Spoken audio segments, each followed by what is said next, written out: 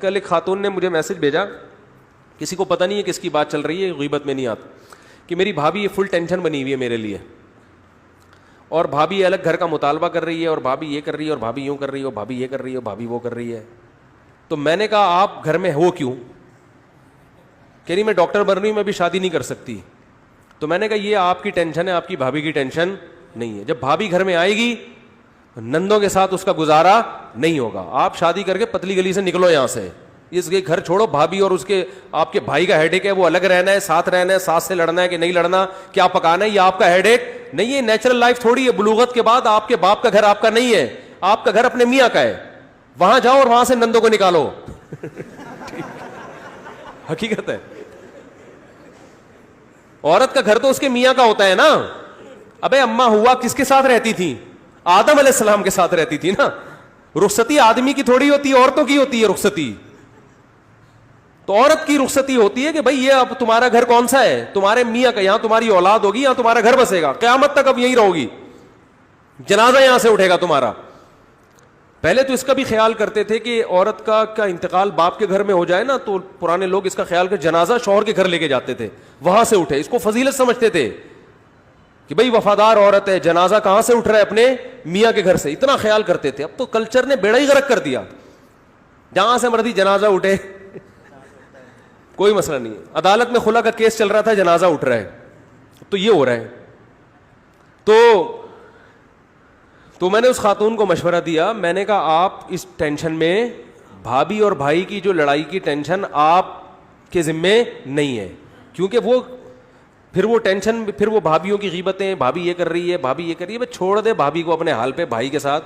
آدمی کو پتا ہوتا ہے بیگم کو کس طرح لے کے چلنا ہے, کیا اس کی برائیاں ہیں, کیا اچھائیاں ہیں, وہ اس حساب سے چل رہا ہوتا ہے. اسے پتا ہوتا ہے میری بیوی میں یہ برائیاں ہیں, لیکن کوئی بات نہیں یار, میں اس کو چھوڑ نہیں سکتا, یہ برائی کے باوجود میں اس کو رکھوں گا, برداشت کروں گا. وہ صحیح نہیں کر سکتا, لیکن عورتیں اس کو سیدھا کرنے کی کوشش کرتی. میری بھابھی میں یہ برائی کیوں ہے, سیدھی کیوں نہیں ہو رہی برائی؟ تو پولیس نہیں کر سکتی, آپ کہاں سے سیدھا کر سکتی ہو؟ تو چھوڑ دو, آپ اپنے گھر بساؤ یار, نکلو پتلی گلی سے. نہیں جی, میں جب تک میڈیکل کالج میری ایجوکیشن کمپلیٹ نہیں ہو جاتی میں شادی نہیں کروں گی. یہ خواتین کے وہ ہوتے ہیں. تو ٹھیک ہے, جب ایجوکیشن کمپلیٹ ہو جائے گی, اچھی ڈاکٹر تو بن جاؤ گی, لیکن اس کے ساتھ پہلے آپ کو کسی سائیکیٹرک کو دکھانا پڑے گا. کھوپڑی صحیح کام کرنا اس وقت تک چھوڑ چکی ہوگی.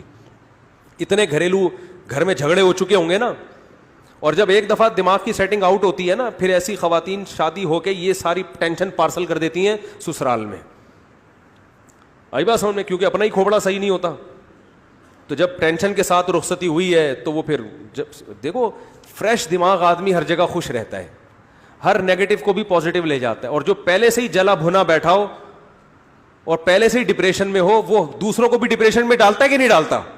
وہ لطیفہ سناتا ہوں نا, امام صاحب بیان کر رہے تھے کہ 3 آدمی جہنم میں جائیں گے, ایک وہ جو زنا کرتا ہے, ایک وہ جو سود کھاتا ہے, تیسرا وہ. ابھی کہہ نہیں لگتے تھے کہ آدمی اٹھ جاتا تھا. امام صاحب ایک بات میری سن لیں. امام صاحب نے کہا بیٹھ جا, بات تو کمپلیٹ ہونے دے. پھر شروع کرتے, 3 آدمی جہنم میں جائیں گے, ایک وہ جو زنا کرتا ہے, دوسرا وہ جو نماز چھوڑتا ہے, تیسرا. پھر وہ کہتے ہیں امام صاحب 1 منٹ کی بات. امام صاحب کو غصہ آ گیا. امام صاحب نے کہا بیٹھ آرام سے. پھر کہنے لگے 3 آدمی جہنم میں, ایک وہ جو زنا کرتا ہے, دوسرا وہ جو نماز چھوڑتا ہے, تیسرا وہ جو کھڑے ہوا ہے نا, اس نے کہا تیسرا یہ جائے گا جہنم میں. ٹھیک ہے, تیسرا کہہ رہے یہ جائے گا جہنم.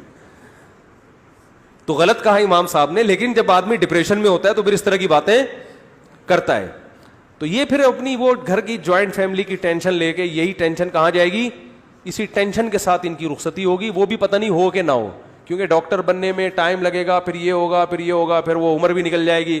پھر ایک نئی ٹینشن کہ میری بھابھی کی شادی ہو گئی میرے بھائی جیسے ہیرے سے, اور میرے لیے کوئی رشتہ آ ہی نہیں رہا. پھر یہ ایک عذاب ہے. گھر میں نندوں کا وجود جو ہے نا بہت بڑی اللہ کی رحمت ہے, کیونکہ نندیں بھی بیان سنتی ہیں. تو گھر میں بہت بڑی اللہ کی رحمت ہے نندوں کا وجود. تو ابے بھائی اپنے گھر کا اپنا گھر بناؤ, جا کے وہاں شوہر سے بول دو کہ میں میڈیکل کالج میں پڑھ رہی ہوں, میں اپنی ایجوکیشن جاری رکھوں گی. یہ شرط لگا لو سسرال. اور اچھا عزت دار شوہر ہوگا تو بولے گا اب یہ باقی تعلیم میرے خرچے پہ ہوگی. انسان کا بچہ ہوگا تو کیا بولے گا کہ بھائی میری بیوی ڈاکٹر بن رہی ہے تو میری عزت ہوگی معاشرے میں. بھائی ڈاکٹر صاحب کے ہسبینڈ جا رہے ہیں, ٹھیک ہے نا, ٹھیک ہے, ان کو تو کچھ نہیں آتا لیکن ان کی وائف کیا ہے, پڑھی لکھی ہیں, تو اسی بہانے عزت ہو جائے گی تھوڑی سی. تو اب بولو بھائی کہ یہ باقی خرچہ کون اٹھائے گا؟ میں اٹھاؤں گا. تو نکلو گھر سے یہاں سے, نہیں تو یہ ان لڑائیوں کا کوئی علاج نہیں ہے. بھابھی کو نند نہیں ٹھیک کر سکتی, یہ ذہن میں رکھو, نہ ٹھیک کرنے کی کوشش کرنی چاہیے.